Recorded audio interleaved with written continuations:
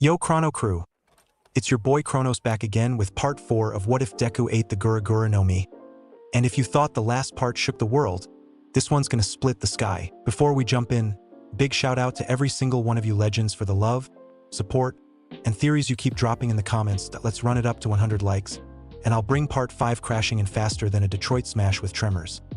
Hit that subscribe if you're new, and turn on that bell so you don't miss the chaos that's still coming. Let's get into it. The morning sun filtered through the curtains of Izuku Midoriya's bedroom, casting warm light across his collection of hero memorabilia. 3 days had passed since the USJ incident, and though Recovery Girl had healed his physical injuries, the memory of facing the Noma remained vivid in his mind. Izuku sat cross-legged on his bedroom floor, palm outstretched before him. A small bubble of distorted air hovered above his hand. Tremor energy condensed into a tight sphere. Beads of sweat formed on his brow as he focused on maintaining the unstable orb. More control, he thought, willing the sphere to compress further. I need to be able to use this power with precision, not just raw force. The sphere shrank to the size of a marble, vibrating with intensity before suddenly destabilizing. The release sent a shockwave through his room, scattering papers and rattling his All Might figurines. Izuku? Is everything okay up there? His mother called from downstairs. Everything's fine, Mom, he answered, sighing as he looked at the mess. Just practicing. He'd spent most of his break from school training, determined to master his quirk's finer applications.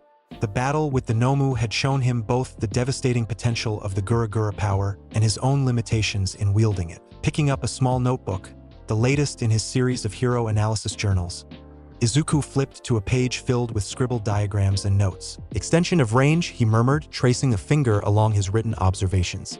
If I can project tremors beyond direct contact, I could affect targets from a distance. The atmosphere in Class 1A was subdued as students filed in for their first day back after the villain attack. Conversations hushed when Aizawa entered. Their teacher's face was almost entirely wrapped in bandages, his arm in a cast. Yet somehow, he still projected his usual stern demeanor. "Morning," he said flatly, surveying the class through narrow gaps in his facial wrappings. "Aizawa-sensei," Ida exclaimed, jumping to his feet. "Should you really be back at work already?" "Don't concern yourself with my well-being," Aizawa replied, his voice slightly muffled. "Recovery Girl did what she could. More importantly, the fight isn't over for you students." A tense silence fell over the classroom. Izuku found himself leaning forward, pulse quickening. Another villain attack? The UA Sports Festival is fast approaching. The collective sigh of relief was audible. A festival, not another life-or-death situation. As excited chatter broke out, Izuku caught Bakugo's eye from across the room. The explosive teen's gaze was intense, challenging. "He's been waiting for a chance to show me up," Izuku realized. Since their battle trial, Bakugo had been uncharacteristically quiet around him, watching from a distance with smoldering eyes. "Silence," Aizawa commanded, immediately quieting the class. "This isn't just any school event. The UA Sports Festival is one of Japan's most watched programs. Every hero agency in the country will be scouting for talent. For you first years, this is the chance to get noticed." Uraraka's hand shot up. "Sensei, is it really appropriate to hold the festival so soon after the villain attack? What about security?" The administration is viewing this as the perfect opportunity to show that UA's crisis management protocols are sound. Security will be increased 5-fold. Aizawa's bandaged face turned directly toward them. "This event occurs only once a year. For many of you, this is your best chance to get scouted by pros. If you're hoping to become heroes, you can't afford to miss this opportunity." As Aizawa outlined the festival structure, Izuku found himself jotting notes furiously. Unlike the entrance exam or even the battle trial, the sports festival would be broadcast nationwide. Everyone would be watching, including All Might, who had been strangely distant since the USJ incident. The 2 weeks leading up to the festival passed in a blur of intense training. Each day after classes, Izuku would disappear to a remote corner of the school grounds, practicing techniques he'd conceptualized based on his observations of the Gura Gura's capabilities. On the eve of the festival, as sunset painted the sky in fiery hues, Izuku stood on the beach where he had once trained with All Might. Dagoba Municipal Beach Park, once a dumping ground, now pristine thanks to his months of cleaning it as training. The symbolism wasn't lost on him. Raising his palm toward the sea, Izuku focused his energy. The air before him shimmered, distorting like heat waves above asphalt. His fingers tensed as he pushed the tremor outward, extending it beyond his immediate reach. 20 meters away, a column of water suddenly erupted from the calm ocean surface, spraying skyward like a geyser before collapsing back down. Izuku stared at his hand in amazement. "It worked," he whispered, a grin spreading across his face. "Range extension. It actually worked." Behind him, a familiar deep voice spoke. "Impressive control, young Midoriya." Izuku whirled around to find All Might standing there, not in his muscular hero form, but as the gaunt, hollow-cheeked Toshinori Yagi. "All Might!" Izuku exclaimed, surprised to see his mentor. "I was just practicing for tomorrow." The skeletal man walked forward, hands in the pockets of his oversized suit. "I've been meaning to speak with you since USJ, but I wanted to give you space to process everything that happened." Izuku's excitement faded, replaced by uncertainty. "About the Nomu. I know I shouldn't have engaged it directly, but that's not why I'm here." All Might interrupted, holding up a bony hand. "What you did was reckless, yes, but also undeniably heroic. You saved Aizawa's life." Relief washed over Izuku. The morning of the UA Sports Festival arrived with clear skies and a palpable electricity in the air. Class 1A gathered in their designated waiting room, each student dealing with pre-event nerves in their own way. Uraraka was practicing her breathing exercises in a corner. Ida was meticulously stretching. Todoroki stood alone by the window, his expression unreadable. Izuku sat quietly, eyes closed, centering himself. "Midoriya." The cold voice startled him from his meditation. Izuku looked up to find Todoroki standing before him, heterochromatic eyes boring into him with unusual intensity. "Todoroki-kun?" Izuku questioned, uncertain why the normally distant student had sought him out. "Objectively speaking, I'm stronger than you," Todoroki stated flatly. Several nearby students turned to watch the interaction. "But you destroyed that creature at USJ. A bioengineered monster designed to kill All Might." Izuku shifted uncomfortably. "I just did what anyone would." "No," Todoroki cut him off. "That's not true. Your quirk, it's more powerful than you let on. And I've noticed All Might seems to have a special interest in you." The room had gone silent now, all eyes fixed on their exchange. Bakugo, in particular, seemed to be listening intently from his corner. "I don't know what connection you have to the number 1 hero," Todoroki continued, "but know this. I will defeat you today. My father created me for one purpose, to surpass All Might. Defeating someone he's personally invested in is just the first step." Before Izuku could respond, Ida intervened, chopping his hand through the air. "This is hardly the time for declarations of war. We should be focusing on representing Class 1A with dignity." The tense moment was broken by the classroom door sliding open. Present Mick's voice boomed through the stadium speakers, calling all first-year participants to the field. As they filed out toward the arena, Izuku found himself walking beside Uraraka. "What was that about?" she whispered, glancing warily at Todoroki's back. Izuku shook his head slightly. "I'm not sure, but I think everyone's feeling the pressure today." The roar of the crowd was deafening as Class 1A emerged into the sunlight of the massive stadium. Tens of thousands of spectators filled the stands, cameras broadcasting their every move nationwide. Izuku's heart hammered against his ribs, a mixture of nerves and excitement coursing through him. And now, making their entrance, it's the class that survived a real villain attack with fighting spirit. Hero Course Class 1A. Present Mick's enthusiastic commentary echoed throughout the arena. As the other first-year classes entered, 1B from the Hero Course, followed by General Studies, Support, and Business classes, Midnight took center stage as the chief referee. Her dominatrix-inspired hero costume drew both cheers and raised eyebrows. "Now for the athlete's oath," she announced, cracking her flog-styled whip for emphasis. Representing the students is Katsuki Bakugo from Class 1A. Surprised murmurs rippled through the crowd as Bakugo approached the microphone. Izuku tensed, knowing his childhood friend's penchant for unfiltered speech. Bakugo stood before the microphone, his expression serious. "I pledge." He paused, eyes sweeping across his fellow competitors. "That I'll be number 1. A chorus of boos erupted from the other classes, but Bakugo simply turned and walked back to his spot, utterly unmoved by their reaction. Some things never change, Izuku thought, a small smile tugging at his lips despite himself. "Without further ado, let's get started." Midnight's voice cut through the commotion.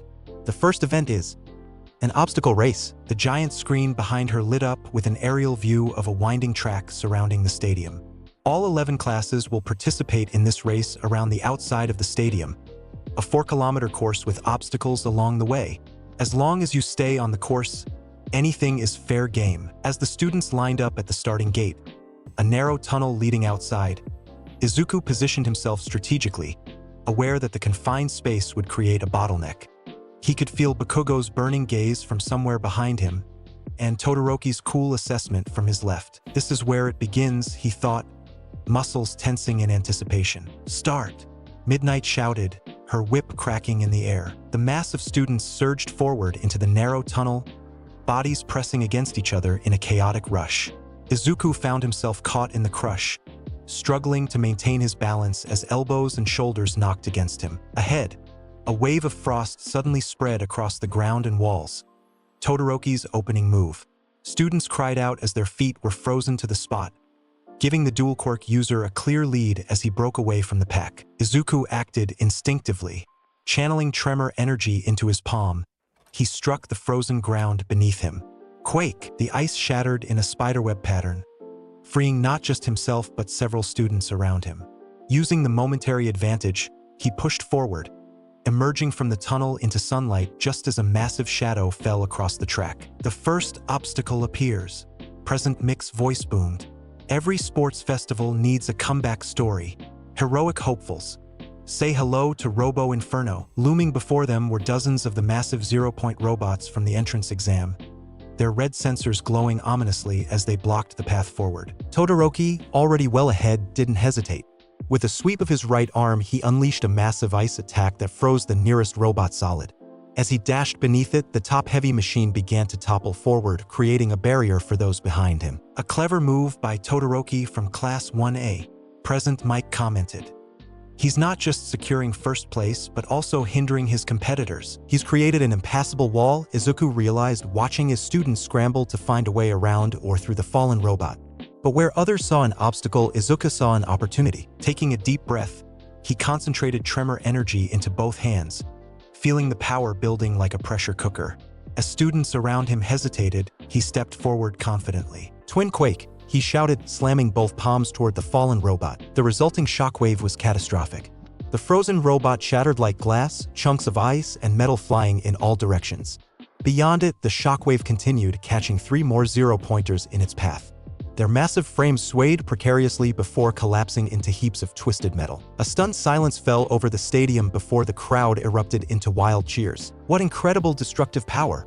Present Mike shrieked into his microphone. Midoriya from Class 1A just cleared the path with one devastating attack. Taking advantage of the clear route and the momentary shock of his competitors, Izuku sprinted forward. His legs burned from exertion, but the path ahead was clearer now. In the distance, he could see Todoroki's distinctive red and white hair. I can catch up to him, Izuku thought, pushing himself harder. The second obstacle came into view, the fall, as Present Mike called it. A series of stone pillars separated by chasms, connected only by tightropes. Todoroki navigated it with precise ice platforms, maintaining his lead. Izuku approached the edge of the first chasm, mind racing.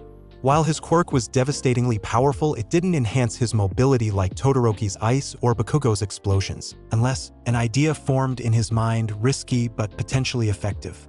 Positioning himself at the edge of the pit, he crouched low, one palm pressed to the ground. Focused Quake! He shouted, releasing a controlled burst of energy directly downward. The force propelled him upward and forward like a human cannonball. As he sailed through the air, the crowd gasped collectively. For a heart-stopping moment, it seemed he might not clear the gap, but he landed hard on the next platform, rolling to absorb the impact before immediately repeating the maneuver. Platform by platform, gap by gap, Izuku launched himself forward, closing the distance between himself and Todoroki. Behind him, he could hear the distinctive explosions of Bakugo's quirk as the volatile teen pursued them both. The final obstacle appeared, a minefield stretching hundreds of meters, each buried explosive marked with a small paint splotch. Todoroki had slowed considerably, carefully navigating through the field. This was Izuku's chance. Landing on the edge of the minefield, he assessed the situation quickly. He could take the slow, careful approach, or he could take a calculated risk. Seismic wave, Izuku shouted, channeling his tremor energy in a new way. Not as a focused impact, but as a rolling wave of force that spread outward along the ground. The effect was immediate and spectacular. As the tremor passed through the minefield, it triggered every mine in its path. The coordinated detonations created a massive chain explosion, pink smoke billowing skyward as the ground itself seemed to erupt. Using the chaos as cover, Izuku charged forward through the center of his self-created destruction. The mines had already been triggered, the path was now clear. What a strategy! Present mixed commentary could barely be heard over the explosions. Midoriya has turned the final obstacle into his personal launching pad. Through the smoke and debris, Izuku emerged, overtaking a stunned Todoroki. Their eyes met briefly, surprise flashing across the dual quirk user's normally stoic face. The finish line loomed ahead. Gathering his remaining strength, Izuku sprinted the final stretch, crossing just meters ahead of Todoroki, with Bakugo roaring in fury not far behind. And Midoriya takes first place, Present Mike announced as the crowd erupted in cheers. What an upset! What a finish! Hands on his knees, lungs burning, Izuku tried to process what had just happened. He had won. He had actually won the first event of the sports festival. Looking up at the cheering crowd, he caught sight of All Might in the teacher's box, offering a subtle thumbs up. The gesture sent a wave of pride through Izuku's exhausted body. This is just the beginning, he thought, straightening up as more competitors crossed the finish line. I still have 2 more events to prove myself. The top 42 from the qualifier will move on to the next event, Midnight announced once the final participants had crossed the finish line. But before we continue, those who placed lower can enjoy other recreational activities. As the eliminated students were led away, the giant screen flashed with the next event announcement, Cavalry Battle. Midnight explained the rules with theatrical flair. Participants would form teams of 2 to 4 people, creating horses where one person would be the rider while the others served as the mount. Each person had been assigned a point value based on their placement in the obstacle race, with the first place finisher, Izuku, worth a whopping 10 million points. As the point values appeared on screen, Izuku felt the weight of 41 stairs boring into him. That's right, Midnight continued with a sadistic smile. It's survival of the fittest, with a chance for those at the bottom to overthrow the top. They're all going to target me, Izuku realized, a cold sweat breaking out across his brow. Any team that captured his headband would immediately take the lead, regardless of their own point value. As students began frantically forming teams, Izuku found himself alone, a pariah with a target literally on his head. Deku-kun! He turned to find Uraraka approaching, her expression determined. Let's team up, Uraraka-san. Izuku blinked in surprise. Are you sure? Everyone's going to be after my 10 million points. She pumped her fist enthusiastically. All the more reason to stick with you. If we're going to be pros, we can't shy away from a challenge. Relief washed over him. At least he wouldn't be facing this alone. Thank you, Uraraka-san. I'd like to join as well, came a feminine voice from behind them. They turned to find Hatsum from the support course, her yellow eyes magnified by strange goggles. Your team will be the perfect showcase for my babies. Your babies? Izuku questioned cautiously. My inventions, Hatsum clarified, gesturing to the array of gadgets strapped to her body. Team up with me, and we can use these to secure victory. Plus, I'll be in front of all those industry bigwigs watching. Her entrepreneurial spirit was overwhelming, but her support items could prove invaluable. We're still 1 person short for a full team, Izuku noted, scanning the dwindling pool of available students. Might I offer my services? The composed voice belonged to Tokoyami, his bird-like head tilted slightly. Dark Shadow excels in defense, which you'll surely need as everyone's primary target. With that, their team was complete. Izuku would be the rider perched atop his 3 teammates. Uraraka would use her zero gravity to reduce his weight, while Hatsum's support items would provide mobility and Tokoyami's Dark Shadow would handle defense. Let's strategize, Izuku said, huddling with his team. I have an idea that might surprise everyone. Start. Midnight's voice echoed across the field as the cavalry battle began. As predicted, nearly every team immediately charged toward Izuku's group, their eyes fixed on the 10 million point headband wrapped around his forehead. They're coming. Uraraka called out, her face tense with concentration as she maintained Izuku's weightlessness. Hold steady, Izuku commanded, surveying the approaching teams with calculated calm. Unlike the timid, overthinking student from weeks ago, he now exuded quiet confidence. Wait for them to get a little closer. Team Todoroki approached from the left, ice spreading beneath their feet for swift mobility.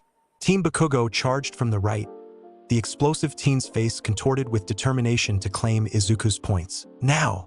Izuku shouted when they were less than 10 meters away. Planting his palm firmly against the air, Izuku released a controlled shockwave. Air quake. The effect was immediate and devastating. The ground remained untouched, but the air itself seemed to crack, sending a pressure wave outward in all directions. The approaching teams were blown backward, their formations disrupted as they struggled to maintain balance. What incredible offense from Team Midoriya! Present Mix's voice boomed. He's using that earth-shattering quirk as a defensive perimeter. Tokoyami's dark shadow emerged, stretching protectively around their team.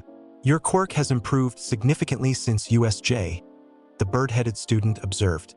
The control is impressive. I've been practicing, Izuku replied, scanning the field for the next threat. But we can't just play defense the whole time. Using Hatsum's jetpack boots, their team propelled forward, targeting smaller groups while maintaining distance from the powerhouse teams. Izuku's air quake created space whenever they were cornered, allowing them to maneuver freely across the battlefield. Team Midoriya isn't just running away, they're actively engaging, Present Mike commented. And they've just taken another headband. As the minutes ticked by, Team Midoriya accumulated additional points while successfully protecting their 10 million point prize. Izuku could feel the frustration radiating from Bakugo, whose team had been repeatedly repelled by well-timed shockwaves. With less than a minute remaining, Team Todoroki made their final approach. Ice spread beneath them like a racing glacier, carrying them forward with unstoppable momentum. We can't outrun them, Uraraka warned, her face flushed with exertion. We don't need to, Izuku replied calmly. Hatsum-san, full thrust on your jetpack. The support student grinned maniacally, cranking her invention to maximum power. Their team shot upward just as Todoroki's reached them, ice spikes narrowly missing Izuku's headband. From this elevated position, Izuku had a perfect view of the field. With one hand stabilizing himself, he raised the other high above his head. Everyone brace, he warned his teammates before focusing his tremor energy. Seismic disruption. The air pulsed with power as Izuku released a controlled, omnidirectional shockwave. Unlike his previous attacks aimed at specific targets, this one spread across the entire battlefield, creating a momentary instability that affected every team's balance. In the resulting chaos, their team landed safely while others struggled to reorient themselves. As the final seconds counted down, Team Midoriya stood proudly in the center of the arena, the 10 million point headband still securely in place. Time's up, midnight announced. The Cavalry Battle is over. The scoreboard flashed with the final standings. 1. Team Midoriya, 10,325,450 points. 2. Team Todoroki, 1,505 points. 3. Team Bakugo, 1,155 points. 4. Team Shinso, 985 points. Unbelievable! Team Midoriya has dominated the Cavalry Battle, keeping the 10 million points and acquiring additional headbands. Present Mix's excitement was infectious as the crowd roared their approval. Izuku stepped down from his team's formation, bowing deeply to his teammates. Thank you all. We couldn't have done this without perfect teamwork. Uraraka beamed despite her exhaustion. You were amazing, Deku-kun. Your control over your quirk has improved so much. As they celebrated their victory, Izuku caught Todoroki watching him with an unreadable expression. The dual quirk user's eyes were calculating, reassessing his initial evaluation of Izuku's capabilities. He only used his ice during the battle, Izuku noted. Why is he limiting himself to half his power? Across the field, Bakugo was being physically restrained by his teammates, his frustration manifesting in small explosions popping from his palms as he glared daggers at Izuku. Midnight's voice cut through the moment. After a short lunch break, we'll proceed to the final event. A one-on-one tournament featuring the top 16 competitors. The tournament bracket displayed on the giant screen sent a ripple of anticipation through the stadium. Izuku's first match would be against Hitoshi Shinso from General Studies, an opponent he knew virtually nothing about. As he waited in the preparation room, Izuku reviewed his notes on the other competitors, particularly those from Class 1A whose quirks he understood well. But Shinso remained a mystery. A knock on the door interrupted his thoughts. "Come in," he called. Ojiro entered, his expression troubled. The TILTS student had qualified for the tournament but had withdrawn voluntarily, claiming he couldn't remember the Cavalry Battle, that he had no memory of how his team had acquired their points. "Midoriya, I wanted to warn you about your opponent," Ojiro said, voice low despite them being alone. "Shinso's quirk, it's mind control. If you respond to anything he says, he'll take control of your consciousness. Izuku's eyes widened. Mind control? That's why you withdrew. You felt it wasn't fair that you advanced without being aware of it. Ojiro nodded grimly. Just don't speak to him, no matter what he says. That's the only way to avoid his quirk. Armed with this crucial information, Izuku stepped into the arena for his first match. The roar of the crowd was deafening as President Mike introduced the competitors. From the hero course, the man who's dominated both previous events with earth-shattering power, Izuku Midoriya. And from general studies, the dark horse who's made it to the finals through unexpected means, Hitoshi Shinso. Across the concrete platform, Shinso regarded Izuku with tired eyes and a knowing smirk. So, the hero course student looks down on us, general studies rejects, huh? He called out. Think you're better than us because of your flashy quirk? Izuku pressed his lips together firmly, remembering Ojiro's warning. Don't respond. No matter what he says, don't speak. Shinso's smirk widened. I bet you think that friend of yours, the one who withdrew, did the honorable thing. Such a hero, right? Following all those ideals about fairness and justice, the pointed comments about Ojiro made Izuku's fists clench, but he maintained his silence. Start, Midnight announced. Instead of attacking immediately, Izuku stood his ground, evaluating his opponent. Without his mind control quirk, Shinso didn't appear to have any physical advantages. This could be a quick match if Izuku played it smart. That's right, stay silent, Shinso taunted, circling slowly. Just like a good puppet of the hero system. You were probably born with that flashy power, weren't you? Never had to work for it, never faced rejection. People like you make me sick. The words struck closer to home than Shinso could possibly know. Izuku, born quirkless, had indeed faced rejection and ridicule for years. The irony wasn't lost on him. Deciding to end the match quickly, Izuku moved forward, palm raised to deliver a controlled shockwave that would push Shinso out of bounds without injuring him. Air CRU, he began, then froze mid-attack. His mind went blank. His body no longer responded to his commands. In his focus on not responding verbally to Shinso's taunts, he'd forgotten that speaking the name of his attack could also trigger the mind control. That's it, Shinso said, satisfaction evident in his voice. Walk out of bounds. To his horror, Izuku felt his body turning obediently, taking slow steps toward the edge of the platform. Stop. I have to stop. His mind screamed, but his limbs continued moving against his will. As he approached the boundary line, desperate panic flooded through him. In that moment of intense emotion, he felt a strange resonance from within, his tremor energy responding not to his conscious commands, but to his emotional state. The power surged through his veins like a tidal wave, vibrating every cell in his body.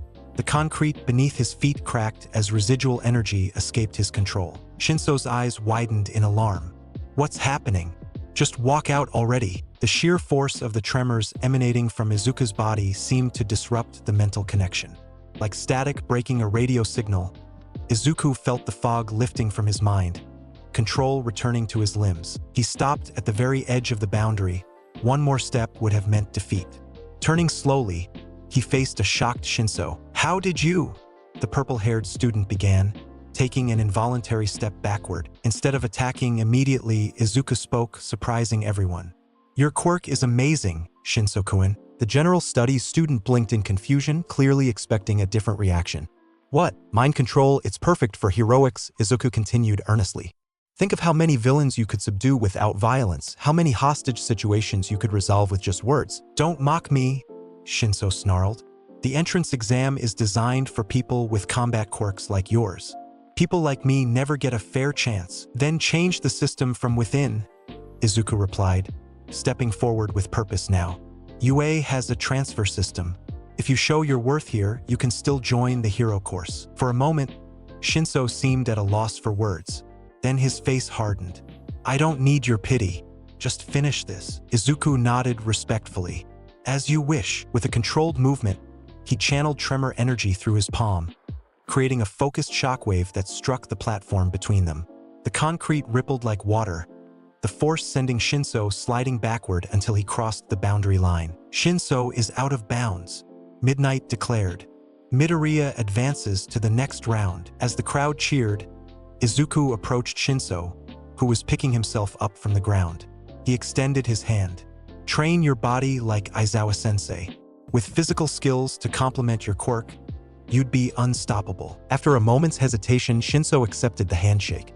I'll get into the hero course, he stated, determination clear in his tired eyes.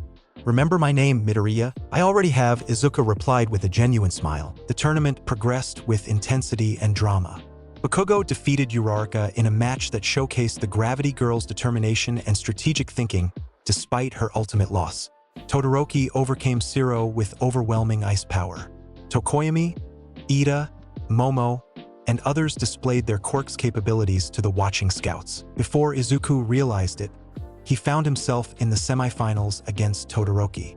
The dual quirk user had dominated his previous matches using only his ice powers, never once activating the fire side he'd inherited from his father, Endeavor. As they faced each other across the concrete platform, the tension between them was palpable. Todoroki's expression was cold, focused, revealing nothing of his internal thoughts. Midoriya, he said quietly, just before midnight could start the match.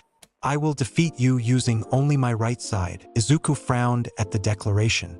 Why limit yourself? Start.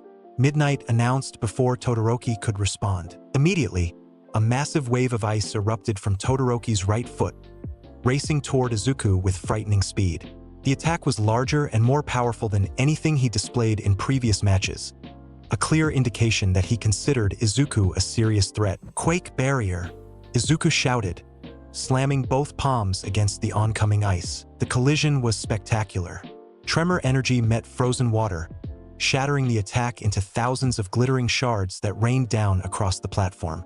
The crowd gasped collectively at the display of raw power. Without pausing, Todoroki launched a second ice wave, then a third, each one aimed at different angles to limit Izuku's movement options. Izuku responded with precise, controlled quakes, destroying each attack while gradually moving closer to his opponent. He's keeping me at a distance, Izuku realized. He knows my close-range attacks are devastating. You're strong, Todoroki-kun, Izuku called out as he shattered another ice formation. But you're handicapping yourself.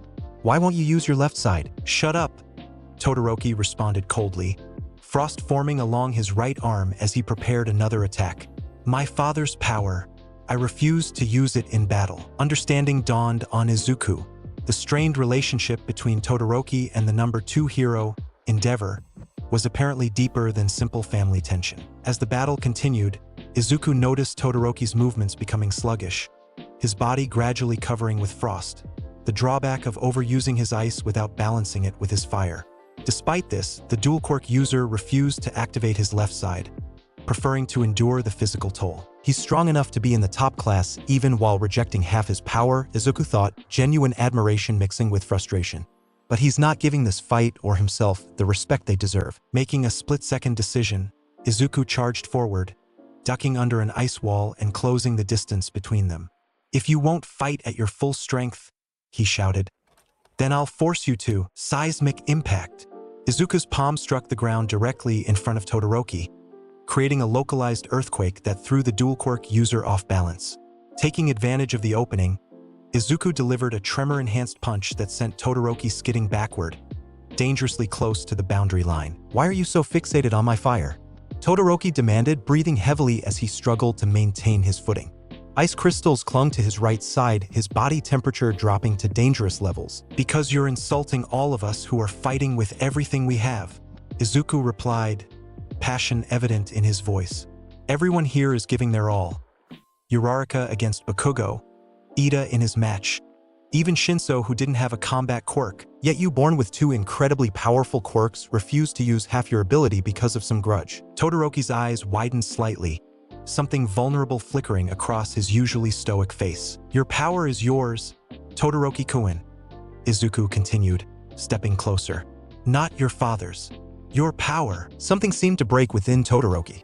As Izuku charged forward for another attack, flames suddenly erupted from the left side of Todoroki's body, melting the frost that had accumulated and filling the arena with steam and heat. Incredible, Present Mix voice boomed.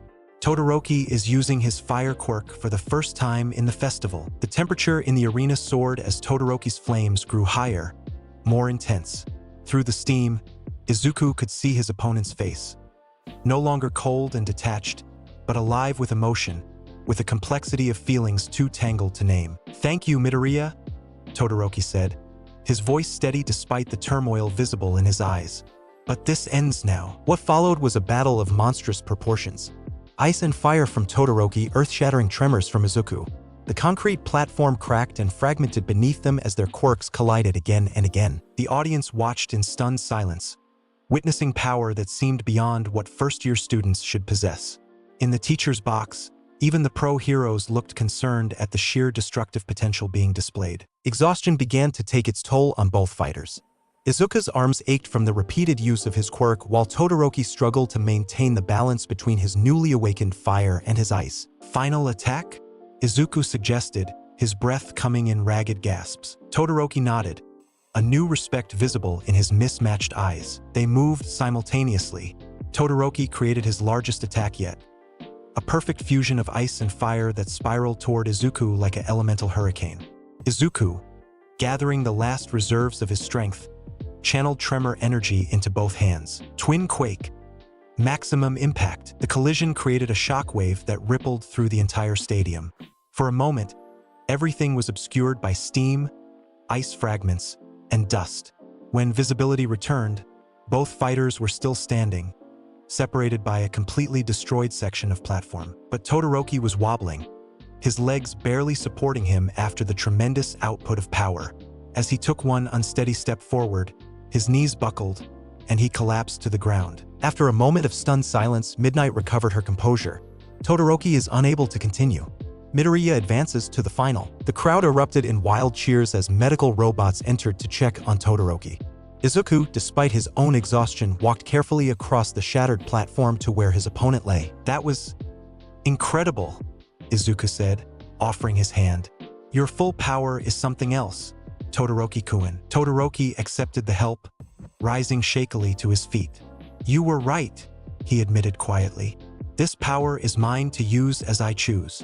A small, genuine smile, perhaps his first of the festival, tugged at his lips.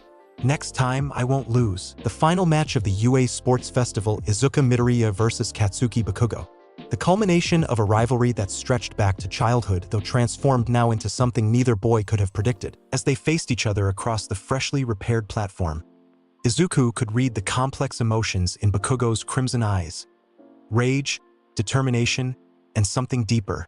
The need to prove himself against the quirkless kid who had somehow surpassed him. "Deku," Bakugo growled, small explosions popping from his palms in anticipation.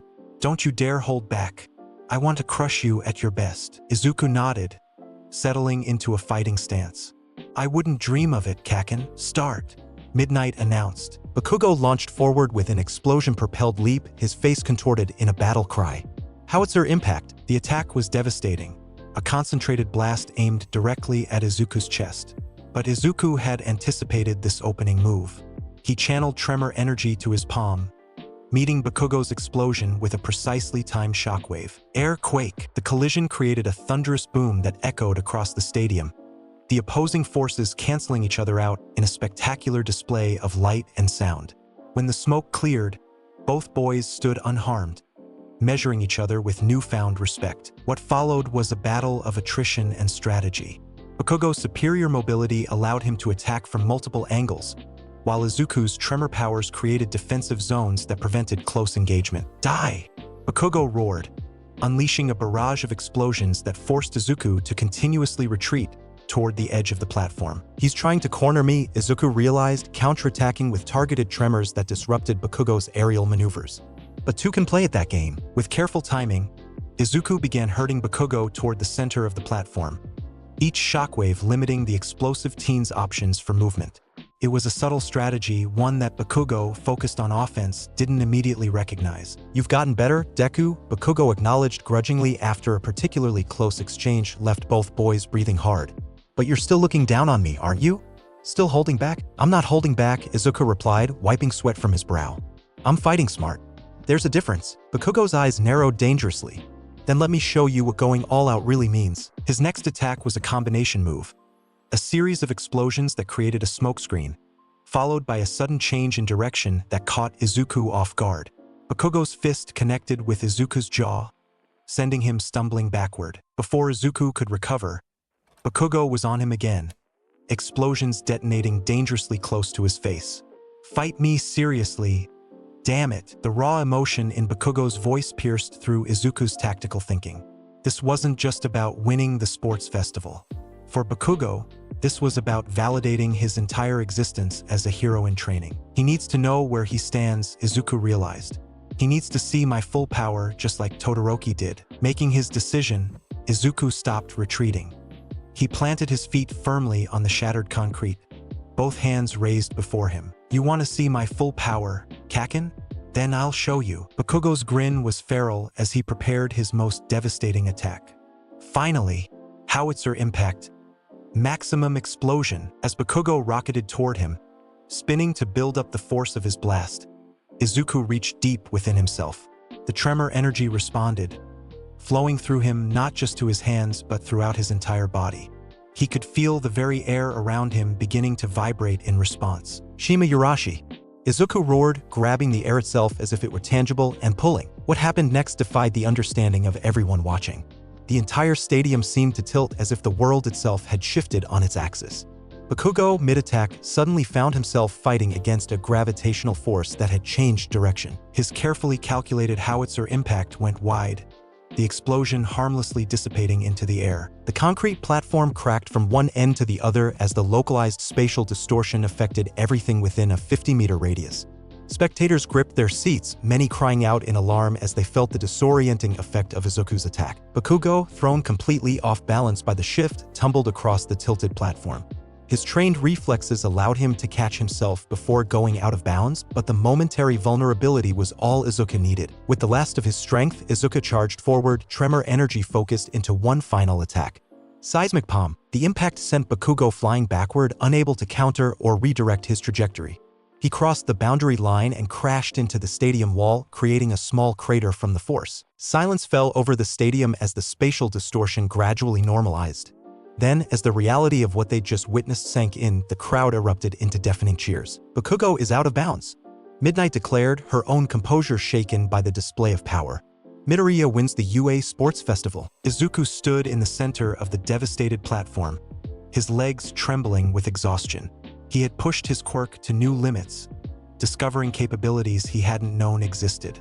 The victory felt surreal, dreamlike. Across the arena, Bakugo pulled himself from the wall, his expression unreadable. For a moment, Izuku feared his childhood friend would reject the outcome, would refuse to accept the defeat. But as their eyes met across the destroyed battlefield, something unexpected happened. Bakugo's lips curled not into a snarl, but into a small, grudging smirk. It wasn't acceptance, not quite, but it was acknowledgement. A silent message that said, "Next time, I'll be stronger." The awards ceremony was a blur of lights, cheers, and All Might's booming laughter as he presented the medals. Todoroki and Bakugo shared second place, both standing on the silver podium with contrasting expressions, Todoroki's quiet contemplation versus Bakugo's barely contained frustration. When All Might reached Izuku on the gold podium, their exchange was brief but meaningful. "Young Midoriya," the symbol of peace said as he placed the medal around Izuku's neck. His voice lowered so only Izuku could hear. "You've shown not just power today, but wisdom and heart, the qualities of a true hero." "Thank you, All Might," Izuku replied, emotion tightening his throat. "I still have a long way to go." "Indeed you do," All Might agreed, his perpetual smile somehow conveying seriousness. Morning sunlight streamed through the classroom windows of UA High School as Class 1A buzzed with excitement. The sports festival had concluded just yesterday, but there was no time to rest. Hero training waits for no one, especially not at Japan's most prestigious hero academy. "Good morning, everyone," Aizawa announced, stepping into the classroom with his usual deadpan expression. His injuries from the USJ incident had mostly healed, though faint scars remained visible around his eyes. "Today, we'll be addressing an important aspect of your hero training, your professional names." The classroom erupted in excited chatter. "We get to choose our hero names already?" Kaminari exclaimed, electricity crackling around his fingertips. "Calm down," Aizawa said, activating his erasure quirk briefly to silence the class. "This isn't just about picking a cool-sounding alias. The names you choose now will likely follow you throughout your hero careers. They represent who you are and what you stand for." Midnight strutted into the classroom, her hero costume drawing the usual mix of appreciative and uncomfortable stares. "I'll be assisting with this exercise," she announced with a dramatic flourish. "As the pro who chose the name Midnight, I have some experience with the impact a good hero name can have on your brand." Each student received a whiteboard to brainstorm their potential hero names. Izuku stared at his blank board, mind racing through possibilities. After the sports festival, many were calling him the Quake Hero or Tremor, but neither felt quite right to him. "What represents who I truly am?" Izuku wondered, tapping his marker against the board. "My power is destructive, but I want to be known for more than just that." Around him, his classmates scribbled furiously. Bakugo had already filled his board with King Explosion Murder in aggressive strokes. Uraraka was carefully writing out Uravity with a determined expression. "All right, time's up," Midnight called. "Who wants to go first?" One by one, the students presented their chosen hero names. Aoyama proposed, "I cannot stop twinkling," prompting confused looks. Ashido went with Alien Queen, which Midnight vetoed as potentially frightening.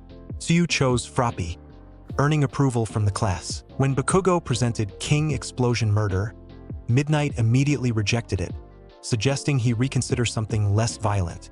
His second attempt, Lord Explosion Murder, was similarly dismissed. Finally, it was Izuku's turn. He approached the front of the classroom, his whiteboard clutched tightly in his hands. Taking a deep breath, he turned it to face the class. "Earthshaker," he stated firmly. A moment of silence followed as everyone considered the name. "Earthshaker," Midnight repeated, tapping her chin thoughtfully. "It's powerful, evocative of your tremor abilities, yet not solely focused on destruction." "I like it." Izuku released the breath he'd been holding, relief washing over him. "My quirk can cause tremendous damage, but I want my name to represent the impact I hope to have as a hero, to shake the foundations of evil and create ripples of positive change." As he returned to his seat, he caught Todoroki's approving nod and Uraraka's enthusiastic thumbs up. Even Bakugo, still sulking over his rejected names, gave a grudging grunt that Izuku interpreted as acceptance. "Now that we've settled on your hero names," Aizawa continued, "we can move on to the next phase of your training, professional hero internships." The classroom screen lit up with a chart showing the number of internship offers each student had received based on their sports festival performance. As you can see, Midoriya received the most offers by a significant margin, Aizawa noted.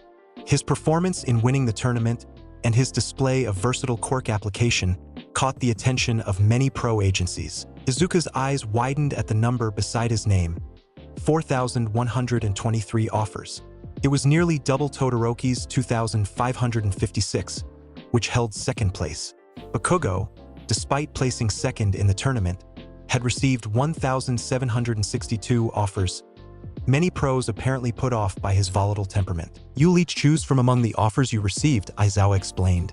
"For those with fewer or no offers, we have a list of agencies willing to take on any UA students. Choose wisely, this week of internship will be crucial for your development." Izuku pored over his extensive list during lunch, overwhelmed by the sheer number of options.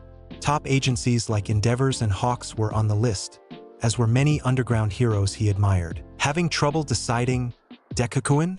Uraraka asked, sliding into the seat across from him. "There are just so many," he admitted, scrolling through the digital list on his tablet. "I'm trying to determine which would best help me improve my control. You should consider what specific aspect of heroics you want to focus on," Ida suggested, joining them with his perfectly arranged lunch tray. "Combat? Rescue? Intelligence?" Izuku nodded thoughtfully. "After the sports festival, I realized that while my quirk is incredibly powerful, I still have much to learn about combat applications. I need someone who can help me refine my fighting style." His finger stopped scrolling as a particular name caught his attention. "Mirko," he murmured, staring at the rabbit hero's listing. "The number 5 hero known for her incredible combat prowess and independence." "Mirko?" Uraraka questioned, surprise evident in her voice. "Isn't she known for being intense and somewhat difficult to work with?" Ida added, adjusting his glasses. "Her agency rarely takes on interns." A determined smile spread across Izuku's face. "That's exactly why I should go there. If I want to become stronger, I need someone who won't hold back, someone who can push me beyond my limits." The next morning, Aizawa collected everyone's internship selections. "Midoriya, you're interning with Mirko?" he questioned, an eyebrow raising slightly. "An unexpected choice. Her combat focus could complement your quirk well, but be prepared for a challenging week." She's not known for going easy on anyone. I understand, Sensei, Izuku replied with determination. That's exactly what I need right now. 3 days later, Izuku stood outside Mirko's agency in downtown Tokyo, his hero costume case clutched tightly in one hand. The building was smaller than he'd expected, sleek and modern, but without the grandiose displays common to many top hero agencies. Taking a deep breath, he pushed open the door and stepped inside. The reception area was minimalist, dominated by a large training arena visible through glass walls. In that arena, Mirko herself was demolishing a series of combat robots with devastating kicks. Izuku watched in awe as the rabbit hero bounced from one target to another, her movements a blur of controlled violence. Each impact from her powerful legs caused a robot to crumple like tissue paper. With a final spinning kick that sent a robot's head flying across the room, Mirko landed gracefully and turned toward the entrance. "You must be the Tremor kid," she called out, walking toward him with confident strides. Up close, her muscular physique was even more impressive. Despite being shorter than Izuku, her presence filled the room with intimidating energy. "Yes, ma'am. Izuku Midoriya, hero name Earthshaker," he replied with a bow. "Thank you for accepting my internship request." Mirko circled him slowly, her red eyes evaluating every aspect of his posture and build. "I don't usually take interns," she stated bluntly. "Most UA students are too soft, too used to being coddled. But you," she poked his chest with a finger, "you showed some real potential in that festival. That final move against the explosion kid? Never seen anything like it." A mix of pride and nervousness fluttered in Izuku's chest. "Thank you, Don't thank me yet," she interrupted with a predatory grin. "I only accepted your request because I want to see what that quirk of yours can really do. Get changed into your costume. You've got 30 seconds before your first lesson begins." "Now?"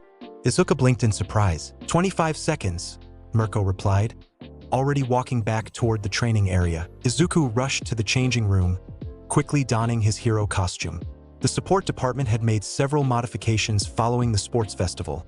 Reinforced gauntlets to help channel his tremor energy more precisely, and impact-absorbing material throughout to reduce the strain on his body. When he returned to the training area, Mirko was waiting in a fighting stance, her eyes gleaming with anticipation. "Lesson 1, kid. In real hero work, villains don't give you time to warm up," she announced. "Show me what you got." Without further warning, she launched herself at him, her leg extended in a powerful kick aimed at his chest. Izuku barely had time to raise his arms in a defensive cross, channeling tremor energy to create a buffer zone. The impact still sent him skidding backward, his boots leaving marks on the training room floor. "Not bad," Mirko commented, already circling for another attack. "But too passive. Heroes who only defend eventually get overwhelmed." Her next attack came from his blind spot, a sweeping kick that took his legs out from under him. As he fell, she followed up with an axe kick that would have connected with his stomach if he hadn't rolled away at the last second. "She's incredibly fast," Izuku thought, scrambling back to his feet. "I need to create some distance." "Air crush," he called out, sending a concentrated shockwave toward Mirko. The rabbit hero smiled as she easily dodged the attack, bouncing off a wall to launch herself at him again. Predictable. Telegraphing your attacks with shouts is a rookie mistake. For the next 10 minutes, Izuku found himself on the defensive, barely able to counter Mirko's relentless assault. Each time he attempted to create space with his tremor attacks, she would read his movements and adjust accordingly. "Is this all you've got?" Mirko taunted, landing a solid kick to his side that sent him tumbling across the floor. The kid who won the sports festival can't even land a single hit? Frustration and determination surged within Izuku. "She's right, I'm being too predictable, too cautious. I need to adapt." As Mirko charged again, Izuku didn't try to create distance. Instead, he stepped forward, meeting her attack head-on.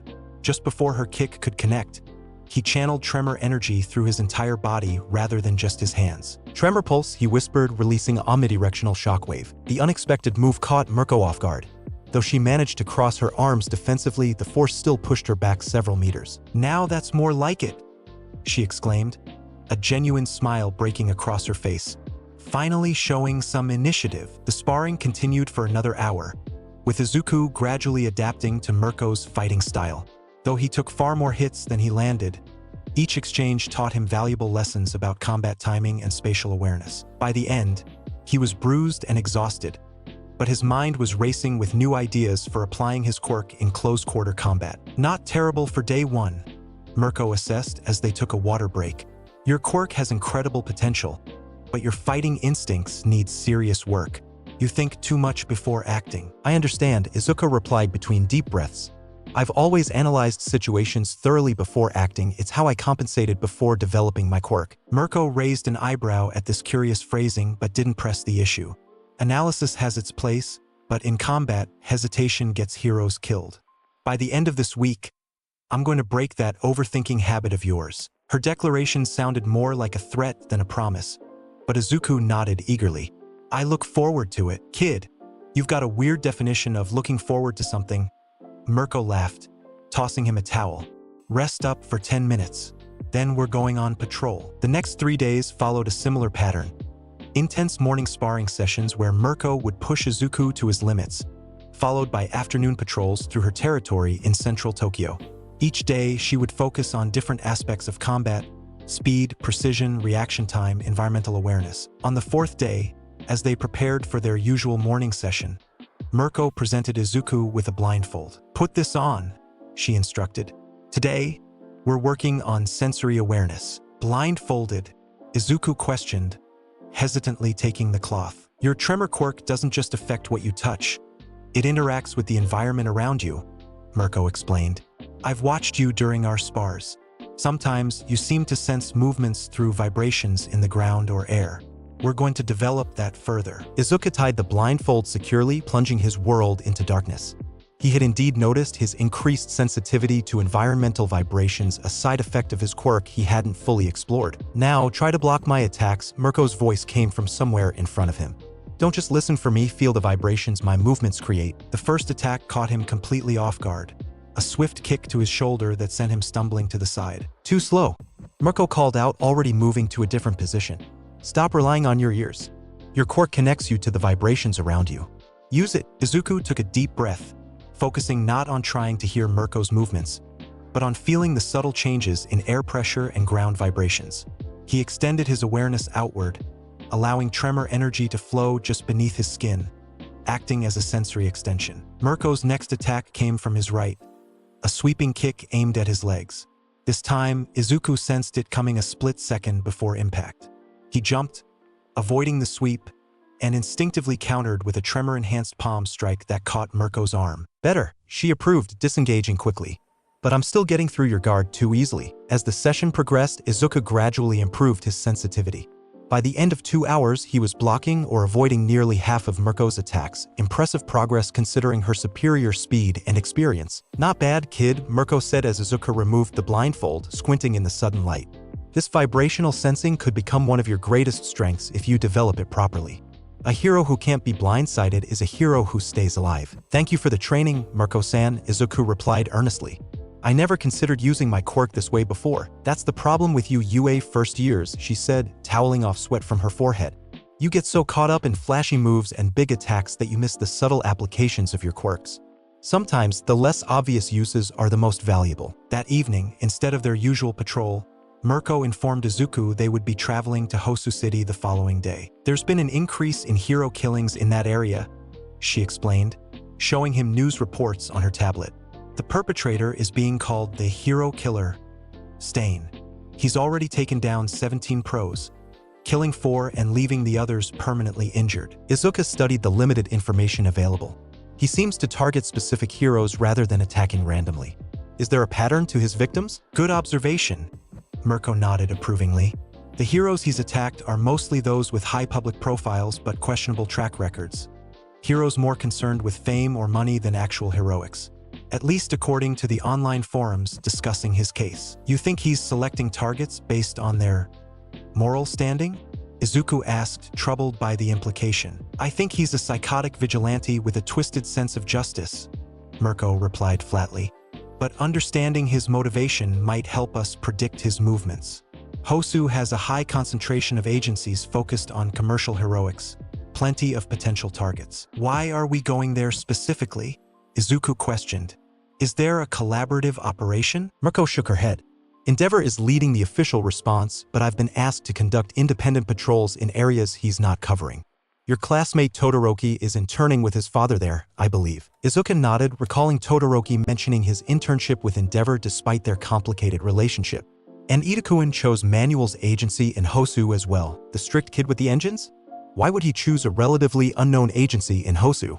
Mirko asked with mild curiosity. A troubling thought occurred to Izuku. His brother, Ingenium, was one of Stain's victims just before the sports festival. He survived, but I heard his injuries might end his hero career. Mirko's eyes narrowed with sudden understanding. Kid with a personal vendetta. That's a recipe for disaster. She sighed, rubbing her temple. Keep an eye on your friend when we're there.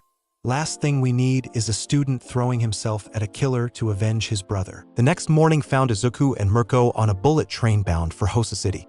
As the urban landscape rushed past their window, Izuku reviewed his notes on Stain, attempting to identify patterns that might help them during their patrol. The hero killer seems to strike primarily at night, in secluded areas where heroes are separated from their teams, he murmured, flipping through his notebook. His quirk is unknown, but witness reports suggest he uses bladed weapons and has enhanced mobility. You always this thorough with your analysis? Mirko asked, glancing at his detailed notes with surprised approval. It's a habit, Izuku replied, somewhat embarrassed by her attention to his method. Before I developed my quirk, analysis was my only contribution to heroics. I have notebooks filled with observations on nearly every pro hero in Japan. Mirko seemed about to inquire further when a tremendous crash interrupted their conversation. The train lurched violently, throwing passengers from their seats as the emergency brakes engaged. Through the window, Izuku caught sight of something massive and black smashing through the side of a building adjacent to the tracks. The creature's exposed brain and bulging muscles were unmistakable. Nomu, he gasped, immediately recognizing the artificial villain type from the USJ incident. Before Mirko could respond, the creature turned toward the train, its beaked face fixing on them with mindless aggression. With a guttural roar, it charged, smashing through the train's side directly into their car. Passengers screamed as metal twisted and glass shattered. Mirko immediately sprang into action, delivering a powerful kick to the Nomu's chest that sent it skidding backward. Midoriya, evacuation protocol, she commanded, already engaging the creature in combat. Izuku nodded, turning to help the panicked civilians. Everyone please move to the rear cars in an orderly fashion. Pro heroes will handle this situation. As he guided passengers toward safety, the Nomu suddenly broke free from Mirko's engagement, barreling directly toward a young woman who had frozen in terror. Izuku reacted instinctively, placing himself between the civilian and the charging monster. It's just like at USJ, he thought, centering himself as the creature bore down on him. But this time, he was prepared. As the Noma reached for him with massive hands, Izuku sidestepped its grasp and seized its wrist in a precise grip.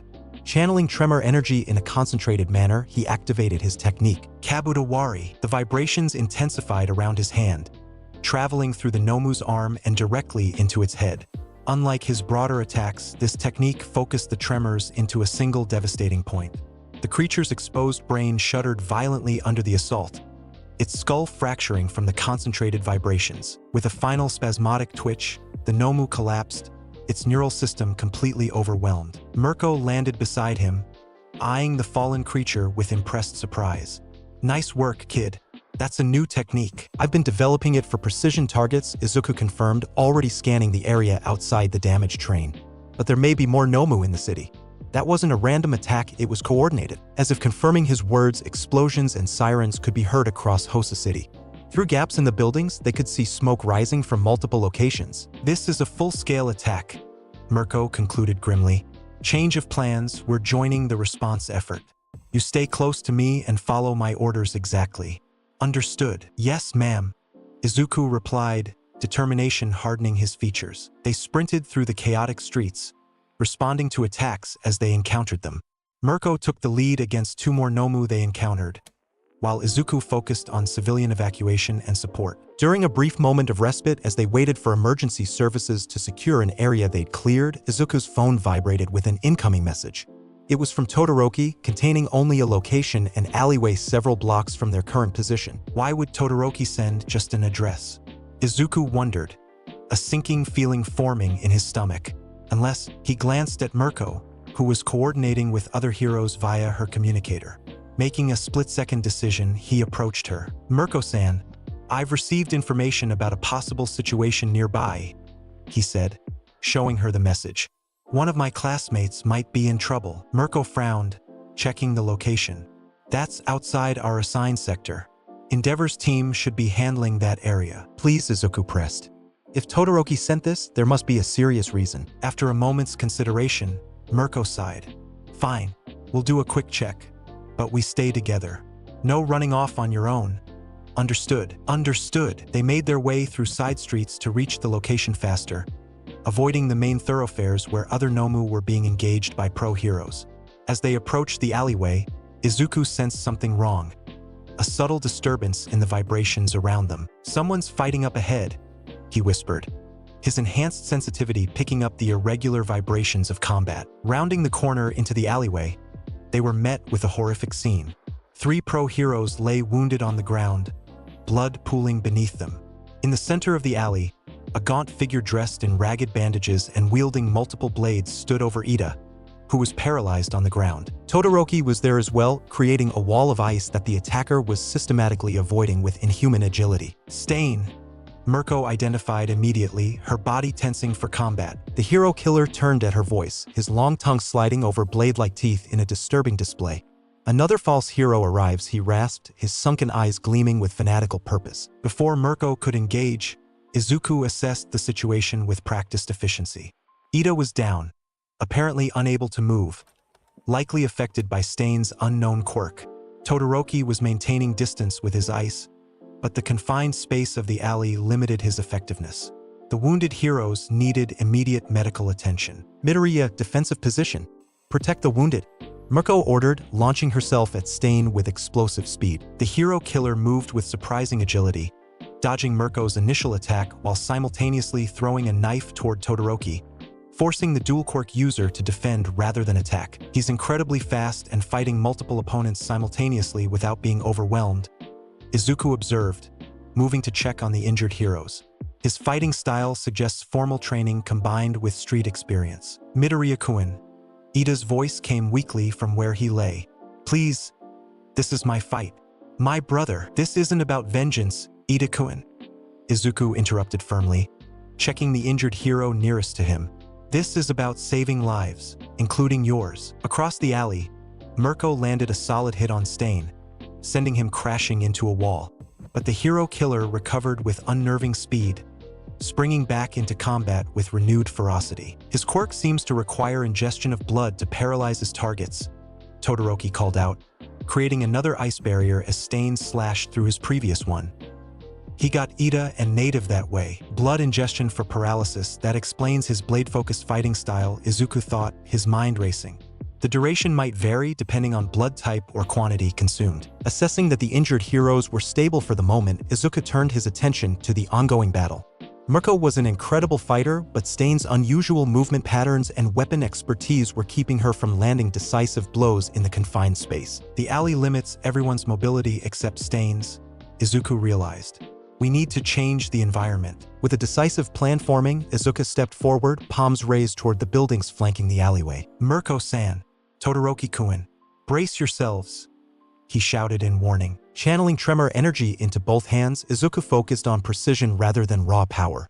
Controlled demolition. The vibrations traveled through his palms into the building walls, targeting structural weak points with surgical accuracy. Chunks of masonry began raining down, not in a catastrophic collapse that would endanger everyone, but in a calculated pattern that filled the narrow alley with debris while leaving clear zones around the injured. Stain was forced to abandon his attack on Mirko, dodging falling concrete and twisted rebar. The alley's confined fighting space was now transformed into an obstacle course that neutralized his mobility advantage. Smart move, kid, Mirko called out approvingly, immediately adapting to the new terrain with her powerful legs, using the debris as launching points for renewed attacks on Stain. Todoroki followed suit, creating ice formations that incorporated the fallen debris, further restricting Stain's movement options. Trapped between Mirko's relentless assault and Todoroki's strategic ice placements, Stain found his options dwindling. Still, the hero killer fought with the desperation of a cornered predator, his blades flashing as he parried and countered. False heroes everywhere, he growled, blood dripping from several wounds. Society is sick, needs purging. Save the philosophy lecture, Mirko retorted, landing a powerful kick that Stain only partially blocked. Seeing an opening as Stain staggered from Mirko's attack, Izuku moved forward. This was his chance to end the fight decisively. Gekishin, placing both palms against the ground, Izuku sent focused shockwaves racing through the earth directly towards Stain. Unlike his broader attacks, this technique created a concentrated line of seismic energy that rippled through the ground with devastating precision. The hero killer sensed the attack too late. The shockwave struck him directly, traveling through his body with bone-jarring force. His weapons clattered to the ground as the vibrations temporarily paralyzed his nervous system. Mirko didn't waste the opportunity, delivering a knockout blow that finally rendered Stain unconscious. In the sudden silence that followed, Izuku hurried to check on Ida, who was regaining some movement as Stain's quirk began wearing off. Midoriya-kun, Ida said, shame evident in his voice. I abandoned my duties as class representative. I sought vengeance rather than justice. We'll talk about it later, Izuku replied gently. Right now, we need to get medical attention for everyone. As they secured Stain and tended to the injured heroes, emergency sirens grew louder, approaching their location. Todoroki created an ice slide leading from the main street into the alley to help emergency responders reach them faster. Your quick thinking changed the course of that battle, Mirko told Izuku as they waited. Transforming the environment to neutralize an enemy's advantage, that's pro-level strategy. Before Izuku could respond, a booming voice announced the arrival of the Flame Hero. I've tracked the villain to this location, Endeavor proclaimed as he descended into the alley, flames illuminating his imposing figure. His triumphant expression faltered as he took in the scene, Stain already unconscious and restrained, the injured receiving first aid, and the 3 students standing alongside Mirko. The situation is contained, Endeavor, Mirko stated flatly.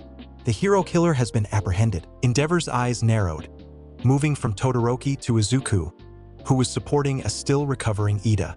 Shoto, he addressed his son. Explain your presence here. I received a distress signal, Todoroki replied coolly. Native and Manual were down. Ida was in danger. I responded as any hero would. More pro-heroes and emergency personnel began arriving, creating a flurry of activity as the injured were evacuated and Stain was secured for transport. In the confusion, Mirko pulled Izuku aside. You did good work today, kid, she said. Her usual brusque tone softened slightly. Not just against Stain, but throughout this entire attack. You kept your cool, prioritized civilian safety, and used your quirk with precision rather than just raw power. Thank you, Mirko-san, Izuku replied, a tired but satisfied smile forming. I've learned more from these few days with you than I could have imagined. As the police established a perimeter and the media began to gather, Izuku found himself standing between Todoroki and Ida, the 3 of them watching as Stain was loaded into a secure transport vehicle. This will be all over the news by morning, Todoroki observed quietly. The hero killer captured during a coordinated villain attack, Ida added, his voice still tight with emotion. My brother's attacker finally brought to justice. Izuku placed a hand on Ida's shoulder. Justice, not vengeance, he reminded gently. That's the path of a true hero. As if in response to his words, Stain suddenly regained consciousness inside the police vehicle. Breaking free of his restraints with inhuman strength, the hero killer pressed his face against the window, his bloodshot eyes locking onto the 3 students with frightening intensity. The only one worthy. He rasped, his voice somehow carrying to them despite the distance. The one who doesn't hesitate to act. Earthshaker, his maniacal gaze fixed directly on Izuku. You alone might be worthy of the title, hero. The declaration sent chills down Izuku's spine as police officers struggled to subdue Stain once more. The hero killer's words hung in the air, a disturbing endorsement from a murderous vigilante. Don't let it get to you, Mirko advised, suddenly appearing beside Izuku. Psychopaths like him twist everything to fit their warped worldview. Izuku nodded, though the unsettling feeling remained. As emergency personnel continued their work around them, he gazed up at the night sky above Hosu City, stars barely visible through the urban glow. A hero's path is never simple, he thought. The line between justice and vengeance, between necessary force and excessive power. It's something I'll have to navigate carefully with my quirk. As if sensing his thoughts, Todoroki spoke up. Your control has improved significantly since the sports festival, Midoriya. The way you selectively demolished those buildings without causing a complete collapse, that was impressive. Indeed, Ida agreed, adjusting his glasses with his gradually returning mobility. You used tremendous power with surgical precision. That's what I should have aspired to, rather than blind revenge. Izuku smiled at his friends, grateful for their presence and understanding. We're all still learning, still growing, he said. That's what these internships are for, right? To help us become the heroes we're meant to be. As police cars and ambulances departed with their various charges, Mirko approached the three students with her usual direct manner. All right, enough standing around looking profound, she declared. We've got reports to file, statements to give, and then you three need rest. Tomorrow's going to be a media circus, and you'll need your wits about you. Looking at his friends, at the pro heroes coordinating the cleanup, and at the citizens of Hosu beginning to emerge from shelter now that the danger had passed, Izuku felt a renewed sense of purpose. This is what being a hero means, not just wielding power, but knowing when and how to use it. Not just fighting villains, but protecting people. With that thought firmly in mind, he followed Mirko toward the police line, ready to face whatever consequences and challenges the night's events would bring. That's it for part 4, and trust me, the quake hasn't even peaked yet. Drop your wildest theory or next move prediction down below. I read every comment, and your ideas might just shape the next part. We're aiming for 100 likes, so if you want part 5 to drop quick and heavy, hit that like button now. Subscribe to join the ChronoCrew, and thanks again for all the support. You're the reason this timeline stays strong. Chronos out. Until the next tremor.